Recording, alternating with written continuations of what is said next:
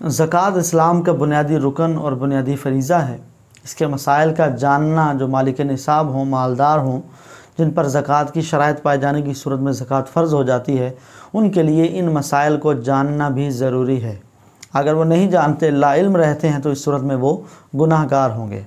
तो इससे पिछली वीडियो के अंदर ज़कात का हुक्म कुरान और हदीस में कहाँ कहाँ आया और किन किन अहादीस और आयात में इसकी वाइदें बयान की गई, ज़कात किस सन में फ़र्ज़ की गई, इसके मुतल्लिक़ बयान किया गया था।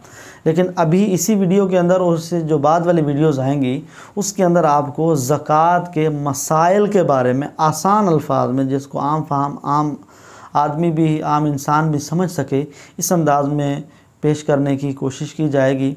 तो कापी पेंसिल वगैरह आप अपने पास रख लें ताकि इन चीज़ों को आप नोट कर सकें और अपने इस फरीज़े को बखूबी शरीयत के मुताबिक, नबी पाक अलैहिस्सलातु वस्सलाम के फ़रामीन के मुताबिक आप अदा करने में कामयाब हो जाएं। याद रखिए कि बुनियादी तौर पर ज़कात को समझने के लिए, इसके मसाइल को जानने के लिए 4 चीज़ें जानना ज़रूरी हैं। नंबर 1 है शराइत ज़कात, कि ज़कात के लिए कौन कौन सी चीज़ें ज़रूरी हैं, शर्त हैं। अगर वो शर्तें नहीं पाई जाएंगी तो फिर ज़कात फ़र्ज़ नहीं होगी। और इस वीडियो के अंदर सिर्फ शराइत ज़कात की वजाहत की जाएगी। फिर उसके बाद अगली जो चीज़ जो मसाइल को जानने के लिए ज़रूरी है वो है अमवाल ज़कात, कि कौन कौन से माल ऐसे हैं जिन पर ज़कात फ़र्ज़ है और कौन कौन से माल ऐसे होते हैं जिन पर ज़कात फ़र्ज़ नहीं होती। जब आप इसकी तफसील सुनेंगे तो आपका दिल खुश हो जाएगा और आप कहेंगे कि ज़कात देना तो हम तो समझ रहे थे बहुत बड़ा काम है, बहुत बड़ा बोझ है हमारे ऊपर, लेकिन ये तो बहुत आसान है, क्योंकि हर तरह के माल पर ज़कात जो है ये फ़र्ज़ नहीं होती। तो अमवाल ज़कात कि कौन कौन से माल पर ज़कात फ़र्ज़ है और कौन कौन से माल पर ज़कात फ़र्ज़ नहीं है, इसके बारे में बताया जाएगा। नंबर 3 पर आ जाता है निसाब ज़कात। ये नहीं कि थोड़ा सा माल है तो उस पर भी ज़कात है, बल्कि शरीयत ने इसका एक निसाब मुकर्रर किया है कि इतना माल तुम्हारे पास होगा तो तुम पर ज़कात फ़र्ज़ होगी, अगर इससे कम होगा तो तुम पर ज़कात फ़र्ज़ नहीं होगी। वो शरीयत ने निसाब क्या बयान किया है, एक मियाद और हद क्या मुकर्रर की है, इंशाअल्लाह उसके बारे में भी तफसीलन गुफ्तगू की जाएगी। और नंबर 4 पर है मसारिफ़ ज़कात, के ज़कात फ़र्ज़ हो गई, सारी शर्तें पाई गईं, जो माल थे वो माल भी हमारे पास मौजूद हैं जिन पर ज़कात फ़र्ज़ होती है, वो निसाब भी है। तो अब हमने ये ज़कात देनी किसको है, इसके बारे में बताया जाएगा। तो इस वीडियो के अंदर हम जो है वो अव्वलन सुनते हैं शराइत ज़कात के हवाले से कि ज़कात के लिए कौन कौन सी चीज़ें शर्त हैं। 10 चीज़ें ज़कात के लिए शर्त हैं। नंबर 1, मुसलमान हो। जो गैर मुस्लिम है या माज़अल्लाह मुर्तद हो गया उस पर ज़कात फ़र्ज़ नहीं है। ये ज़कात एक इबादत है, माली इबादत है, और ये इबादत पर सवाब मिलता है और इबादत पर सवाब मुसलमान को मिलेगा। लिहाजा इस इबादत का शरफ़ हालत इस्लाम में जो होगा उसे दिया जाएगा। दूसरी शर्त है बालिग होना। तो अगर कोई नाबालिग है या नाबालिगा है तो उस पर ज़कात फ़र्ज़ नहीं है। नाबालिग भी अमीर होते हैं, मालिक निसाब होते हैं, लेकिन उन पर ज़कात फ़र्ज़ नहीं होगी। मिसाल के तौर पर नाबालिग बच्चों को मिलने वाले तोहफ़े उनकी मिल्कियत में होते हैं और तोहफ़े इतने ज़्यादा हो गए, वो हाजत असलियत से उसके ज़ायद हैं कि वो निसाब की बक़दर पहुँच गए तो वो मालिक हैं, लेकिन उन पर ज़कात फ़र्ज़ नहीं होगी। इसी तरह अगर कोई नाबालिग बच्चा है जिसका वालिद वगैरह इंतकाल कर गए और उसको विरासत के अंदर इतना माल मिला जो निसाब से ज़्यादा हो गया है, तो अब ऐसे बच्चे पर भी अगर वो नाबालिग है तो नाबालिग चाहे जितना अमीर हो उस पर ज़कात फ़र्ज़ नहीं होती, इसलिए कि ज़कात फ़र्ज़ होने के लिए शर्त है कि वो बालिग हो। नंबर 3 है आकिल होना। अक़िल होना भी ज़रूरी है। अगर कोई पागल है तो फिर उस पागल पर चाहे जितना मर्ज़ी अमीर हो उस पर ज़कात फ़र्ज़ नहीं होती। तो आकिल होना ज़कात के फ़र्ज़ होने के लिए तीसरी शर्त है। नंबर 4 आज़ाद होना। अगर ग़ुलाम है, कनीज़ है, जिस तरह पहले दौर में होता था, तो उन पर ज़कात फ़र्ज़ नहीं होती। नंबर 5 है मालिक निसाब होना।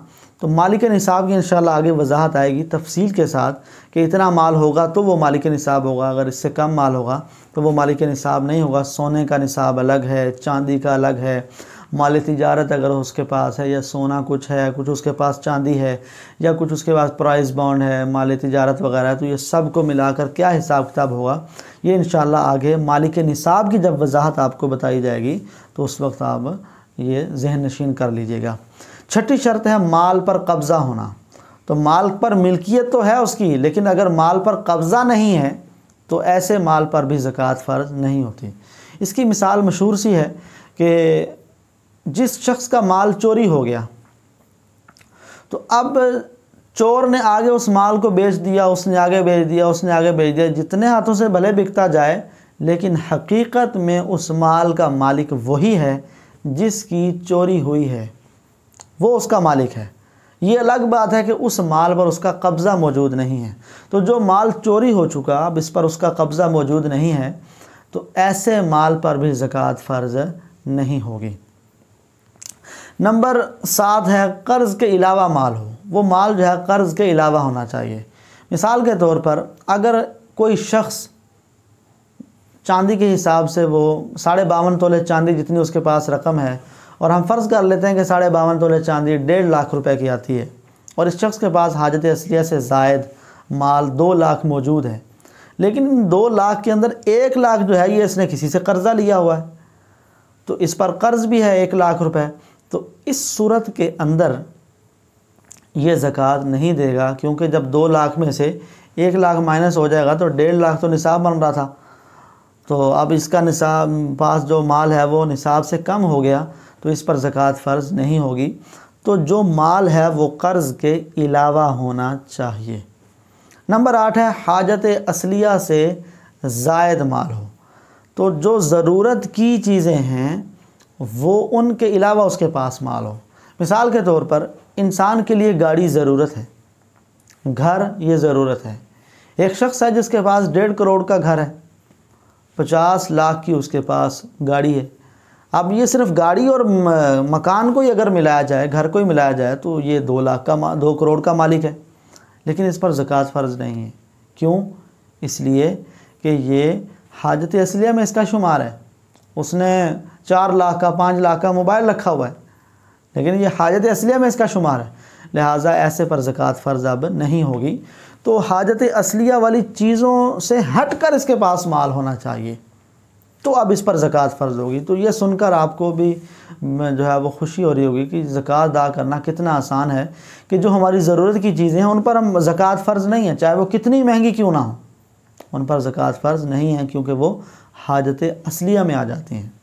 اسی طرح 9ویں شرط ہے مال نامی ہونا۔ نامی کا مطلب بڑھنے والا مال۔ تو اس کے اندر کون سے مال آتے ہیں؟ اس کے اندر سونا آ جاتا ہے، چاندی، مال تجارت، کرنسی وغیرہ، یہ چیزیں جو ہے یہ مال نامی کہلاتی ہیں۔ ہر طرح کے مال پر نہیں، بلکہ مال نامی ہونا یہ زکوٰۃ کے فرض ہونے کے لیے شرط ہے۔ 10ویں اور آخری شرط ہے سال گزرنا۔ یہ سال گزرنا سے مراد جو ہے وہ ہے اسلامی اعتبار سے سال گزرے۔ اسلامی سال انگریزی سال سے کچھ دن کم ہوتا ہے، چھوٹا ہوتا ہے۔ اب مثال کے طور پر ایک شخص 12 ربیع الاول کو مالک نصاب بنا، تو آئندہ سال جب 12 ربیع الاول آئے گا تو اب اس پر دوبارہ اگر مالک نصاب ہے تو اب اس پر زکوٰۃ فرض ہوگی، وگرنہ نہیں۔